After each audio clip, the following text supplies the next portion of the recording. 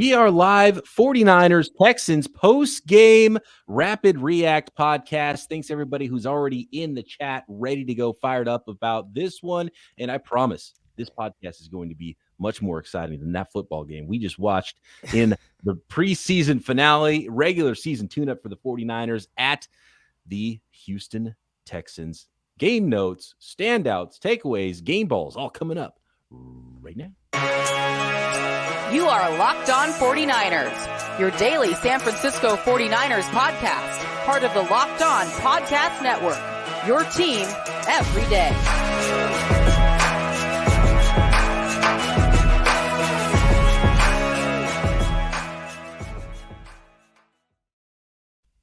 Welcome to Locked On 49ers. Brian Peacock and Eric Crocker with you once again at BD Peacock at Eric_Crocker.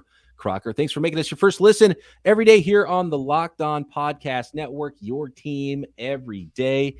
And it's in the books, Croc. Preseason 2022 is over. The 49ers went out with a whimper. This was not a very good game to watch and be excited because the big thing we talked about yesterday was, what do we want to see in this game? Okay, starters are going to be out there. We want to see Trey Lance in the first unit look good in a way that they had their timing down. They had continuity. The offensive line was looking like it was going to be up to snuff for the 49ers this year, protecting against the pass rush for young Trey Lance to help him get the ball out when he needs to and to create holes in the running game to help the entire offense. And we didn't see any of that today, Croc.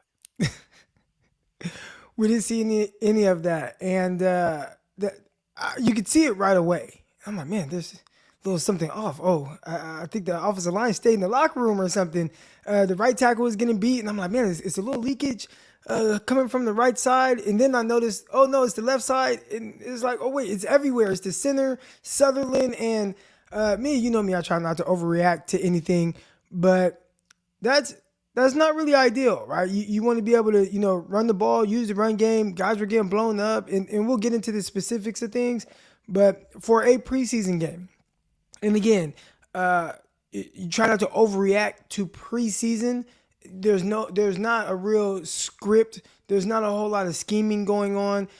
Your coach wants to keep it extremely vanilla. But even then, I think I always kind of bring up how well coached the 49ers are.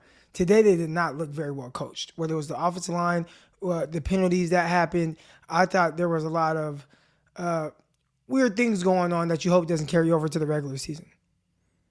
Absolutely. I think there were some good things and promising things to take away from this football game. And I think we can find some folks to give game balls out to. But overall, it was really a lackluster performance all around by the 49ers. And I think we have to start with who was in the game and who was not in the game. Namely, one player who was not in the game, Croc, was Jimmy Ward. We knew he wasn't going to be playing, but we had held out hope that Jimmy Ward was going to be ready to start the season in week 1. And now we know he is not. Before the game, John Lynch let it be known that Jimmy Ward's going to go on IR to start the season. That means he's going to miss at least 4 weeks before he can return. And now with the new injured reserve rules, you can bring a player back twice in a season. So let's say worst case scenario, after 4 weeks, they bring back Jimmy Ward and he hurts his hamstring again. They can bring him back a second time. Hopefully that doesn't happen. But already down one of the important members of the 49ers secondary to start. Tarvarius Moore went into the blue tent in this game with an injury. We'll find out what that injury is all about. But it was Odom and Hufanga that got the start at safety. I think Hufanga was really the only starter on defense that was out there with the first unit. But clearly the 49ers really not worried about the defense, and I don't think they should be. I think Trent Williams and Mike McGlinchey were the only starters that weren't out there for the 49ers on offense, and they still didn't look good. Yeah, it looked a little off, and I think part of it, you saw some penalties happen early on that backed them up. The running lanes were definitely off there as well. Some plays getting blown up in the backfield. I think a lot of the issues started up front, and it just made it extremely difficult. There was a time where, I watched Trey Lance drop back, and by the time he hit his back foot, he already had to try to escape the pressure. And I think it was like a 3rd and long. He ended up getting like 1 yard or something like that. But the offensive line, I think they had a huge hand in how lackluster the offense ended up looking. just yards per carry too. The only running back that had more than 2.5 yards per carry in this game was Jeff Wilson on his 3 carries for 16 yards. That's 5.3 per. And he looked like, Jeff Wilson of old, which is good. And that's what the coaching staff had talked about is, that he was coming back from injury last year and looks more like old Jeff Wilson now. And I think he solidified himself as the number 2 running back. And I think we already kind of knew that. Tre Sermon, again, was the next running back in. He had one nice 12-yard run, but then a lot of nothing and a lot of hesitation behind the line of scrimmage. And I don't know if Tre Sermon helped himself, but Jordan Mason, who actually got a turn, basically Jordan Mason and Tyrion Davis-Price's roles were completely flipped in this game. And this is one of the things we're looking at. They wanted to give Jordan Mason a little bit of run earlier in the game behind that first offensive line, the quote-unquote first offensive line without some starters in the first half of the game. He wasn't finding much luck. He was running hard, had an 8-yard run, really nothing. In fact, he was -1 for his other 3 carries. He ended up totaling 4 carries for 7 yards, even though he did have 1 8-yarder. So 1.8 yards per carry there. Then Ty Davis-Price came in at the end of the game, and it didn't look any better in the fourth quarter playing against the 2s and 3s for the Houston Texans in the second half. In the fourth quarter of the game, it wasn't Ty Davis-Price didn't show up until the fourth quarter. He had 4 carries for -3 yards. So really nobody had much of a running lane except for Jeff Wilson at the very early part of the game, but he didn't even have that much. Yeah, and you see the takes on Twitter about Tre Sermon, and everybody's like, get rid of him, and he ended up having 8 carries for 20 yards or whatever it was, whatever his carries were. But, there were some plays where I saw some people like, man, he's trying to be Barry Sanders. And I'm like, dude, color flashed immediately. And what that means is basically when you see the opposing team's color flash by and you feel like, okay, I have to make a move off of that. That was something that was extremely consistent where he's like, gosh, like this play is blown up in the backfield. And I'm looking like, man, what do people expect Tre Sermon to do? Now, where I do see a difference in why I would personally move on from Tre Sermon and keep the other guys. Even when he did have some nice like run lanes, etc., I didn't see the necessary burst that I would like to see. So it wasn't even so much about the yards gained. It wasn't about the yards lost. It was about like, what are you doing when you are out kind of in space and you have the ball in your hands? What does it look like from there? Not that out of all the running backs I watched run tonight, which again was not good, but just in the sense of what it looked like, he had the try to word it so it doesn't sound as bad, but he had the worst burst out of all of those guys. I agree. And earlier on in that nice 12-yard run, it looked good. He looked like he was running hard. He was pumped up. You could tell like he came to play. He came to win a job and win a right to be on the 49ers 53-man roster. And it kind of slowed down. It like didn't last. It was a nice gain. It was a nice gain, but even then when you looked at it, it wasn't like this explosive gain. It was just like, okay, okay, I'm picking up. Even when he got tackled, it looked kind of like soft, kind of like tackled and kind of like swung to the ground. And when you watch some of the other guys, and when they did have a chance to put their foot in the ground and get north right now, the way that they ran the ball, that part looked different. So again, I wasn't so much worried about the yards lost from Tre Sermon or plays that got blown up in the backfield and people were like, what is he doing? Like, dude, I see what's going on. I see what you're seeing, Tre Sermon. But even when there was that, like the yards gained, I'm like, I see a little bit more from the other guys. I don't disagree. That he has the least. And that was even with them not having a good game as far as yards per carry go. I still saw more in the sense of ability and why I personally would move off of Tre Sermon. Yeah, the other running backs ran into defenders quicker. That's what you're trying to say. Yeah. No, but you're right. He has less burst than all those guys. So, and to me, I don't think anything in this game changed my opinion. Mike Leggett says unpopular opinion, but Mason is better than Sermon and Ty Davis-Price. I don't think it's very unpopular. I think, in fact, I kind of said that after last week's preseason game. Croc and I went off about why you don't need to draft a third round running back because maybe you could have used that third round safety right now, Croc, and you wouldn't have a roster crunch where you got to cut someone who's maybe a good running back potentially on your roster. But I agree. I still think Mason deserves a spot, and I'm not sure if Sermon does. Ty Davis-Price is going to be there, and any of those guys are going to be running back 3 or 4 after Elijah Mitchell and Jeff Wilson. And I think nothing really I saw tonight changed that. It was just disappointing to see no holes to allow these guys to maybe compete a little bit better, because I think we didn't really get to see much of a competition because there was no competition to be had when you couldn't get past the line of scrimmage without that dark blue in your face. Right. Next, some final thoughts about the quarterback situation. Not only the starter in Trey Lance, but Nate Sudfeld and Brock Purdy. Did any opinions get changed there? We'll talk about the defensive side of the ball as well. Give some game balls out here and get into the post-game chat next. But I got to tell the folks out there about Dave. D-A-V-E. Your good buddy Dave. You know what Dave can help you do? He can help you and your future self help your current self. Does that make sense? Let me break it down to you this way. If you're living paycheck to paycheck, struggling to make ends meet, it can be really stressful when unexpected expenses come up. Now, Dave can help you out of a pinch when you really need it. Dave is the banking app that can help you out with up to $500 instantly with extra cash. That's more money to catch up on bills, finally tackle those expenses that have been stressing you out without any hangups. Maybe you need to spend a little money on your side hustle so that you can make more money eventually with that side hustle once you get everything set. There is no interest and no credit check needed. Millions of people have already downloaded the Dave app to get the financial relief they need with extra cash. So if you're in a pinch and you need some extra help, download Dave and think of it as a helping hand from future you. Download the Dave app from the App Store right now. That's Dave, D-A-V-E. Sign up for an extra cash account and get up to $500 instantly. For terms and conditions, go to dave.com/legal. Instant transfer fees apply. Banking provided by Evolve, member FDIC. Thanks again, everybody, for making Locked On 49ers your first listen every day. Make sure you check out the Ultimate Pro Football Preview starting August 31st, an 8-episode extravaganza to get you ready for the NFL season. Local team experts like Eric Crocker and Brian Peacock of the Locked On Podcast Network and Odyssey NFL Insiders all combining into one ultimate NFL season preview. Starting August 31st, search for Ultimate Pro Football Preview 2022 on your Odyssey app, YouTube, or wherever you get your podcasts. Okay, Croc. Trey Lance, not the timing, not the cohesion we wanted to see out there. I think Kruger on Twitter, my guy from our old radio days back at San Francisco State, shout out to the Sports Outside the Mainstream crew, KSFS.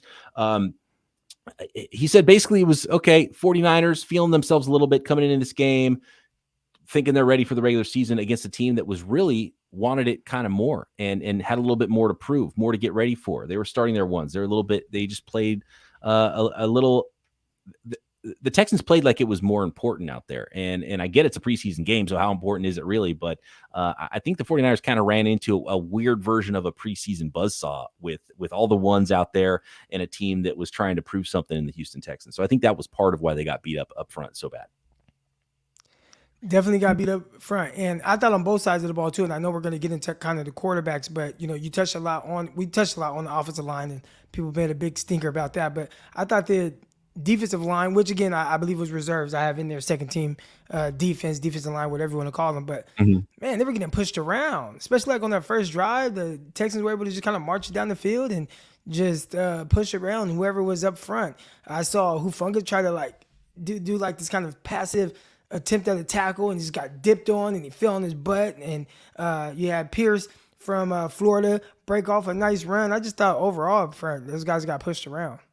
Yeah, Dameon Pierce looked good for the Texans there on that first couple of drives that he was in there. Maybe it was only one drive, 6 carries for 37 yards, 6.2 yards per carry, had the touchdown run, and they were just a knife through hot butter after that initial play. It was the Abucom sack. Kevin Givens got in there. I was like, okay, it's the second team came to play as well, even though the starters aren't out there for the 49ers on the defensive line. And I have no problem, resting Kinlaw and Armstead, and especially Nick Bosa and Trent Williams. I think, it's probably smart to just keep those guys healthy and make sure you go into the season. But I thought the second team 49ers offensive line would have played better and would be pretty good. And after that initial sack of Davis Mills, they had nothing. There was huge lanes open and they went right through them. And, 17-0, it was pretty much the same the rest of the way. I think they did tighten up, at least with that second unit that was in there the rest of the first half. It was only 7-0 after the first half. So they did tighten up there, but again, looked a little bit ragged to start the second half. So that wasn't great to see, but just evaluating the quarterbacks, it was kind of difficult because there just wasn't a lot there for them.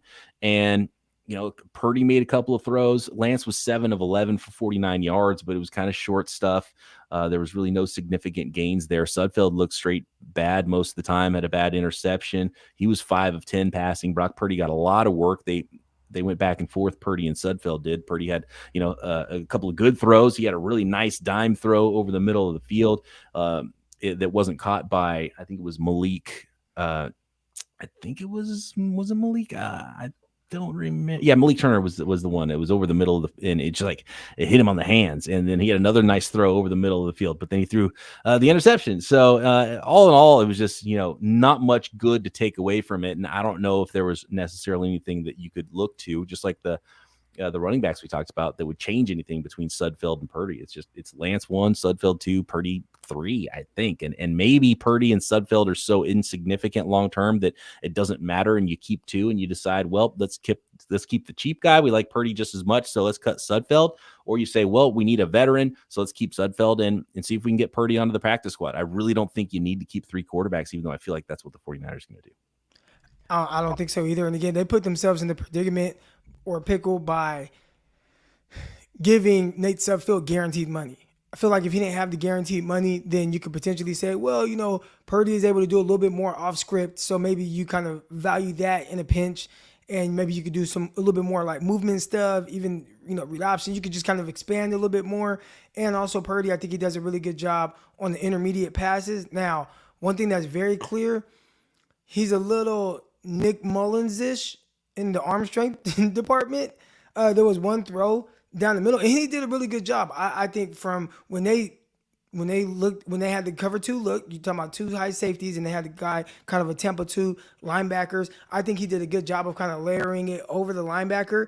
One fluttered a little bit, and I was like, oh, is that about to get picked off? And Juwan Jennings, I thought he did a really good job of taking the ball away from the defensive back or defender. And then the very next throw nearly got intercepted because he couldn't really drive it on the whole shot, right?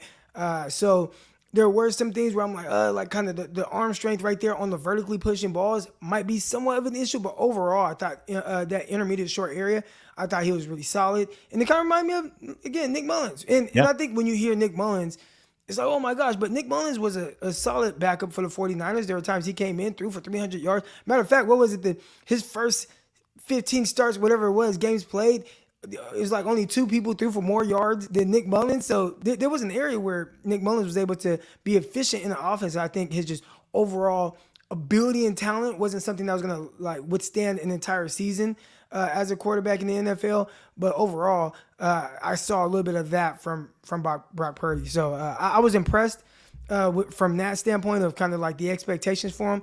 As far as like Trey Lance, a little bit more of what I saw. I think there were a couple throws where I'm looking, the throw to Malik Turner, right? I believe that was Malik Turner. He kind of got down, caught the ball. And I kept looking and trying to see, like, is there safety? The way they kept cutting it, and I didn't see, like, all 22. But I'm like, was that a catch and run opportunity? Or was he trying to get him down because the safety was coming? And that's where I just don't know. But if it was a catch and run opportunity and he just kind of threw it low, then that's when you got to hit a guy in stride, right? When we look at some of the things that Jimmy Garoppolo did well, it was on that throw, he's going to keep it up, put it on the guy so he can catch and run. And that's a big part of the offense, being able to get those chunk plays, especially when you have guys like Deebo Samuel and Bernard Ayuk and even George Kittle who are going to be good after the catch. You got to put that one on him. Got the completion, okay, but that needs to be a catch and run opportunity. He threw an out route to Kittle. I thought he just had a little too much mustard on it, and kind of ricocheted off of Kittle's hands. And then they showed a replay they talked about at halftime where the next play he had, like, I think it was Kittle had a stick route, and they were like, oh, you got to get it to him. I'm thinking like, okay, if he just hits his back step and then just gets it to him, regardless of like the color that he sees flashing, would he have enough time to get that out? But he was under pressure on it. So, I thought he made a good decision to dump it off to the running back. And then there was one other one. I think there was a bootleg that he kind of like one-hopped. Yeah, I was going to say there was a couple of bad misses. I think they were both to Kittle. One of them was that bootleg. He was kind of it was Jerry Hughes on the pass rush, and he rolled out right, and it was like when I always go back to baseball when it comes to throwing because that's what I'm used to throwing. And I'm a natural outfielder. And so sometimes when I play infield, I'm like a tall, long-legged guy. And sometimes on those quick plays, you go backhand or something and you're trying to charge a ball and you're moving and then you got to get your body moving to still make the throw. I'm just really long-limbed and it comes out awkward. And that's what it looked like with Trey Lance. He's running right. And then he's trying to like still throw back left and he just couldn't get his mechanics right. And he one-hopped it to him. It was the old, it was who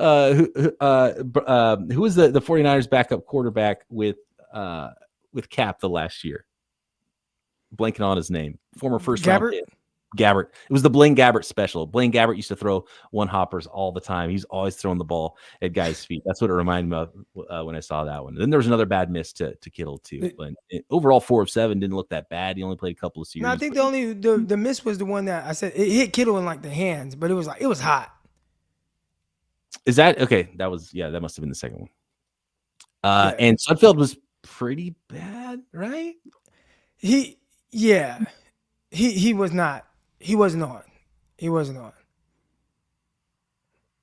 Jason, there's a scenario too with some of these guys, and again, this is not me trying to make an excuse for the quarterbacks or anything, but when your offensive line is getting beat like a drum, it can speed up your clock mentally, which in turn can speed up some of your mechanics. And as it pertains to kind of Trey Lance, what we're saying, right? Like there was one where they did a boot, the edge guy didn't bite on it, and I was looking at like kind of the play design. He did a good job getting it out to the flat to Ross Dwelly, but I'm looking at the next level, and I'm like, man, if that edge guy bites just a little bit more, and he's able to get it to Malik Turner at the next level, then that would have been like a nice game. But he couldn't because he had the guy like right in his face right now. The offensive line didn't do them any favors in the sense of being able to be like, okay, I'm gonna drop back, I'm gonna hit my back step, and okay, I can read defense. I saw a stat just now on social media with Trey Lance. Out of all the guys, there was something like all rookies when it's like clean pocket, he had the highest passer rating of like any quarterback like ever or something like that. I think like Deshaun Watson was like 7 or something. Trey Lance coming into the game, it was like a 120 passer rating or something like that. Yeah, it was like 120, like with a clean pocket for a rookie. So I mean, he's shown like if he has time that he can set up, then yeah, he can be kind of that efficient distributor. But when you're rushed and then you're already trying to rework a lot of your mechanics, that's when you can get things that look a little quirky. Jason in the chat says Sudfeld can play on the practice squad for $2 million. With this O-line, we'll need all 3 of them, maybe a 4th. No one's surviving this season without big changes up front. I don't want to go too far with it. It was a bad performance. I'm a little bit worried about the offensive line. This didn't, I don't think, help people sleep at night. But they didn't have Trent out there, no McGlinchey out there. Jalen Moore did not look like he was in game shape. He was just getting beat up at left tackle. And that spelled disaster for the 49ers, I think. And look, Sudfeld's money is guaranteed. So if 49ers cut him, he could sign with anybody and they'd still pay him that $2 million. So, maybe he could end up back on the practice squad, but that's no guarantee. And I wonder if the 49ers. I saw somebody say $2 million isn't much for a backup quarterback. I saw that in the chat. And it's not a lot, but is Purdy enough? Like, is there enough of a difference? Is there a $2 million difference between the guy? Like, is Purdy good enough to where you're like, I'm gonna just throw away this $2 million? And right. I don't know if Purdy is like that. You know what I'm saying? Like, he's cool. Is he good enough to where I'm gonna crumble this $2 million up and throw it away? Because that's still, although it might not be like, oh, that's not a ton of money. Like, that's still money. Like, it's still $2 million, right? Nobody wants to just throw away $2 million.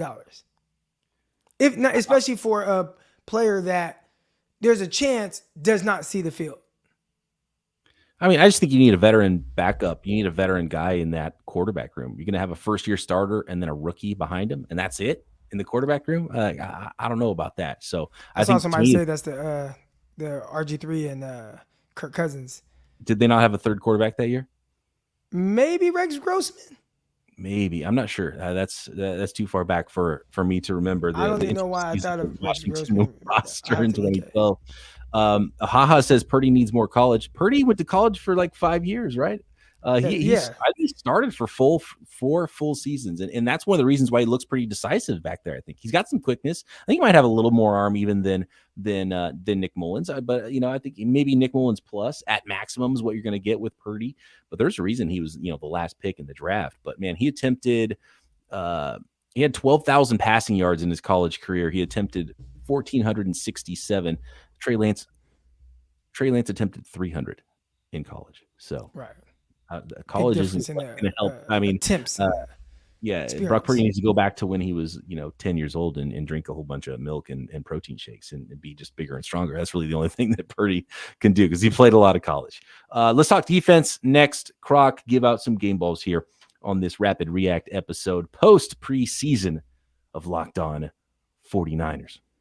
How about betonline.net, the fastest and easiest way to check in on all your betting needs? Find all your favorite sports and events at the number one online source for odds, lines, and games. Find reviews and news of every league, including Major League Baseball, NFL, tons of NFL lines right now. You can bet on the 49ers to win the Super Bowl. You can bet on the over-under of 3,100 passing yards for Trey Lance in 2022. That's an interesting one. NBA, NHL, combat sports, esports, even golf, multiple leagues of golf at BetOnline, which continues to be the top online resource for all your sports wagering, but not just the actual bets. You can get tons of information, live in-game betting, scores, news. They have you covered at BetOnline. So get over to the website today or use your mobile device to learn more about the trends in action at BetOnline, where the game starts. Are you worried about safety, Croc? Hufanga and Odom, are they going to be the starters week one? I don't even remember seeing, was Tashawn Gibson even in the game? That was a player that I wanted to watch, and I kind of forgot to look at the safeties later in the game after Tarvarius Moore was out and after, Hufanga and Odom were out there. I know Tarvarius Moore got that interception, but that was all Womack. I mean, Womack's just a straight up baller, and he actually got to play a little bit outside corner to start and then move back to the nickel where he's going to play for the 49ers and looked solid in both spots. But I am a little bit worried about the safety position now, offensive line and safety. And what's funny is these aren't new worries. These were the same exact needs we were talking about going into the draft this year. Right. And you're not worried about those safeties if you have Ward, right? So, like, let's say, knock on wood, Hufanga goes down or Odom or Moore or something like that, but you have Jimmy Ward out there. It's like, oh, I'm good. But when you lose Jimmy Ward, now all of a sudden it kind of looks a little crazy on that back end. So am I worried? Yeah. When you hear that, he's going to miss like the first 4 games of the season, I think that's significant, especially for a guy who does as much as he does. I've talked about it before. They use him in a variety of ways. He's one of the more versatile secondary players in the entire NFL in the sense of what he's able to do and what he's asked to do. So you take that away, and one of the leaders in that secondary or the leader of the secondary, I think that's a big time blow, especially when you have these other guys where you're not really sure which one is a starter, right? I mean, heading into the offseason, it was Jimmy Ward starter. Okay, who's going to be the guy next to him? Okay, is it Hufanga? Okay, still trying to figure out what his role, how they're going to utilize him. Can Moore overtake him? Can Odom be a guy? And, Odom has done a good job of making some plays, but you don't know. And I think that is a little worrisome. Knees says, I think with Mosley and Charvarius Ward out there, safety won't be much of a concern. That's what you hope with a strong defensive line and that number one unit creating pressure. Hopefully it makes things easy. But, when it came to safety before the season, it was like, okay, is Hufanga going to run away with the strong safety job? He deserves to. He should have some competition there. Jimmy Ward going into the last year of his contract, right? And then you didn't know what Moore was going to look like. So even depth-wise and future starters potentially, it was just something that I think the 49ers really overlooked, and you can't do everything every offseason. But, in hindsight, now that all of a sudden, and if you told me Ward was going to miss 4 games, I'd be like, you better draft the damn safety, and they didn't. So that is a little bit worrisome. I don't think it'll end up being a huge problem. I agree with knees, but it's not ideal, to quote my friend Eric Crocker. Game ball for Sam Womack. He's getting a lot of nominations in the chat. He had a nice game. He got a game ball for us last week, and I'm not against giving him another one. He's going to get another one. And, one thing about Samuel Womack, if I'm not mistaken, he led his conference in pass breakups.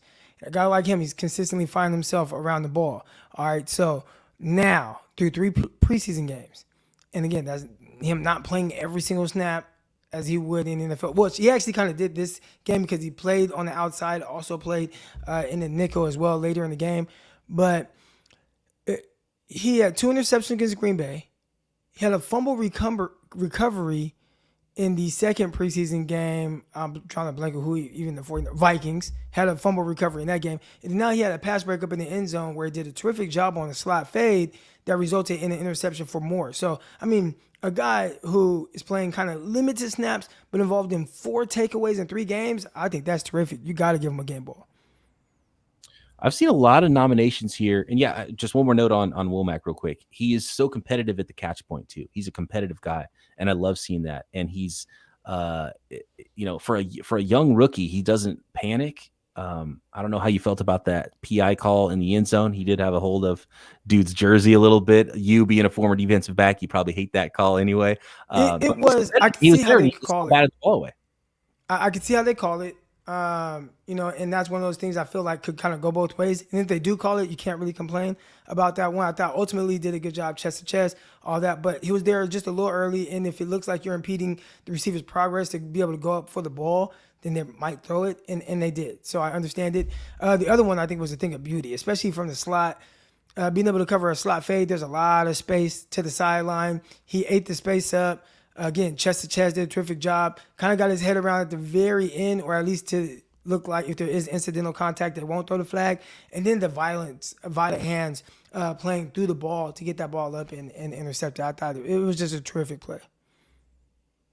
Seen a ton of nominations for Charles Amenhou to get a game ball. He had 3 tackles for loss, had a sack, had another quarterback hit. But I hesitate because of how bad that unit got ran through and gave up that first touchdown as well.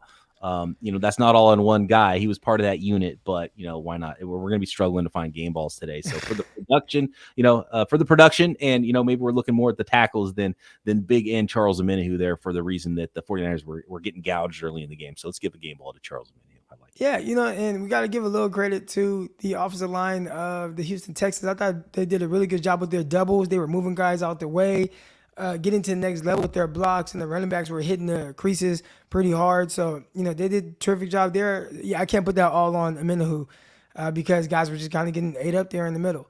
But when he did have an opportunity to make a play, clearly, I mean, you talk about the tackles for losses. I believe he had a sack where he came off this side. I mean, he did a terrific job. He looked like a guy that potentially should not be out there with the unit he was playing with.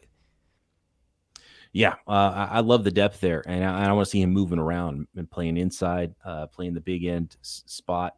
He's a nice depth piece for sure, and it's going to look different when the 49ers' first defensive line unit is out there, period. I mean, it's going to be trouble for teams. And maybe even, what do you think, Croc? Is this the wake-up call maybe the 49ers needed to get ripped? I love what Trent Williams said on the sideline when he was getting interviewed. He said about the performance, he said, I think the coaches are going to do a lot of coaching this week. And I thought that was a great way to put it. Like they're going to get their asses chewed. I think the 49ers will be for the performance in this game, but maybe that's what they need, not to be smelling themselves as who said that? Oh, I forgot the term. There will be a different level of focus heading into the Chicago Bears game. Yeah. This is a team that you'd assume they didn't really need like a bunch of motivation to get up for a game. But I think even more so having an outing like that where you really got dominated in the trenches. That's really what it. And there was a little disrespect going on too. I noticed what Houston was doing. Third downs, they just said, dude, we're going to go play man across the board, and you can't beat our guy. And I thought that was a little disrespectful. And they did throw the go route to Deebo Samuel. I think Trey Lance short-armed it a little bit. And I'm like, is he trying to correct practice? What was the main thing with Trey Lance and the connection to Deebo Samuel? Overthrowing him, right? He was overthrowing him. So then now he's like, okay, let me just kind of guide it in there. And then now he underthrows him. So they still got to work on that connection there. But again, man to man, disrespect a little bit. There's a little disrespect going on there. So, yeah, a lot of soul searching, I feel like, for a lot of guys. I'm not loving the vibe right now with the connection between Trey Lance and Deebo Samuel. And I just don't think it's Deebo Samuel's game necessarily, the deep ball, the over-the-shoulder stuff. And the more we're seeing, the more we're realizing that. And he's such a different beast with the catch-and-run stuff, so it doesn't matter. But I wonder if there's not a great combination of skill sets like it was I with thought we were Jimmy. going to see a screen to him, and we didn't see that. Yeah, we didn't really see anything to kind of get him going. And he didn't really have much separation there either on that play. So maybe you don't throw it. It would have had to be a perfect pass. And it was third and 2. Jalen Petrie, my guy in the NFL draft that the Texans took in the second round, he was mugging George Kittle running the quick out at the sticks, and so he couldn't throw there. So he went deep on the 3rd and 2. Maybe it wasn't there either, but maybe you maybe that's when you tuck it and run if you're the young quarterback. I don't know, kind of nitpicking there. I see in the chat, was that PI on Debo?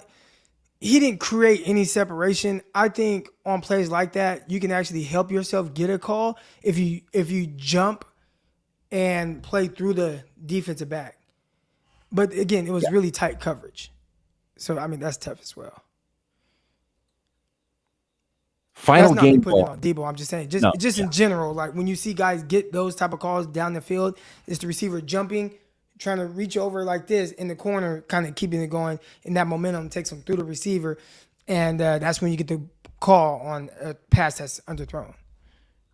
It was D Ford, by the way. He was the one that was talking about how guys are smelling themselves sometimes, and they need to get put in their place. And sometimes at the game like that, that's what you learn, and the coaches will do that for you. Mike nailed this one. My last game ball has to go to Mitch Wishnowsky, but I do want to push back. And actually, Mike nails it here. Peacock's hated pick. I didn't like the pick of drafting a punter in the 4th round, especially a guy who's already turned 30 before his rookie contract is over. But he's pushing for that new contract is Mitch Wishnowsky. And I have nothing against Mitch Wishnowsky, the player or the person. I just don't like drafting a punter there in the 4th round, just like I didn't like the last 2 running back picks in the 3rd rounds of the NFL draft. It's nothing against the players. Sometimes I just don't like the pick and the idea behind those picks. But I think Mitch Wishnowsky had a nice game and has had a nice preseason here. He's pushing for that new contract and deserves a game ball. Sure, why not? Let's give the special teams game ball to Mitch Wishnowsky. Yeah, had a nice punt. I think there was one that went into the end zone, but it looked like maybe they screwed it up. There's almost too many guys down there, and they just botched it. If it was just one guy, could have just grabbed it and tossed it back and downed it at the 1 yard line. But unfortunately, that did not happen there. It was a really great punt, nonetheless. Yeah, Drake Jackson kind of didn't. It was just everyone was kind of off in this game. It was a little flat. Drake Jackson, I wanted to see more from him. He had the late hit on Davis Mills. You just can't do that, even though I don't think it was egregious and he didn't hit him in the head or anything. But, once the ball's out of the quarterback's hands, you just can't hit him. I want to see more. I want to see more big plays from the 49ers in the run game. They haven't, even with some of the running backs that have looked good, the 49ers haven't ripped off any of their big classic runs. Like the 49ers are a big run team, and they'll get those big runs. The 49ers haven't had really any long runs over like 12, 15 yards maybe in the entire preseason from any of their running backs. They've had a few big passing plays, but there was none in this game. There wasn't really much for big plays on defense. That was like spectacular. We did have to give a game ball. Did you give a game ball to Ross Dwelly? Did not. No. I think he had some good catches. I mean, he had some where he's going over the middle up that seam, and he's like, he knows he's going to take a shot, and he still held on to it. Moving around, getting a little work by Brock Purdy. By Brock Purdy, getting a little work in the backfield as well. Sort of a fullback, sort of a role. I still think it's Ross Dwelly's job to lose for tight end 3, but it's kind of between him and I don't think.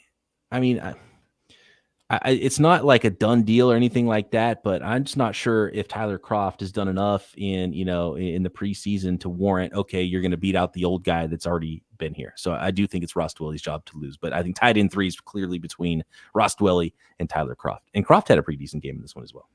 Yeah. All right, good stuff. Thanks, everybody, for making Locked On 49ers your first listen and jumping into the chat with us. I wish it was a little bit more exciting game. DK says not much data on Ty Davis Price. Wonder how much they'll use him this year. And I don't think you need to take too much away from Ty Davis Price coming in last and only playing in the 4th quarter. But one thing he didn't do is he didn't blow up the third teamers on the Texans either. He didn't do in the 4th quarter what we had seen Jordan Mason do in the past either. So I don't know. Real quick, I wonder if playing, and I saw you kind of tweet that out. I wonder if playing Tre Sermon first and then the rookie, Jordan Mason. I wonder if that was them trying to get a look at both of those guys. All right, what does it look like with them kind of running behind similar offensive lines? Yeah, so is it between these two guys in the sense of, because it's like, well, we're keeping Tyler's Price. Right, but yeah. between these two guys, we got a decision to make. Mm-hmm. And you want to see them. You want to see them against the same defense behind the same offensive line. I think there's absolutely something to that. I think that was exactly what it was. Is let's see how you look compared to the other guys in this situation instead of against the scrubs at the end of the game. I think that's exactly why they did that with Jordan Mason in the first half. And I don't think it changed anything for me, but we'll see. Can the 49ers swing a trade? That's what it's all about. I guess we're going to have to do our 53-man roster projection on Monday before those cuts. Croc, what do you think? Yeah, let's do it. All right, let's do our final 53-man roster projection. Any of the latest news about your San Francisco 49ers, Croc and I back Monday morning on your audio-only podcast. You'll find us up there Sunday evening, though, on your YouTube channel. Find us there. We'll talk to you then right here at Locked On 49ers.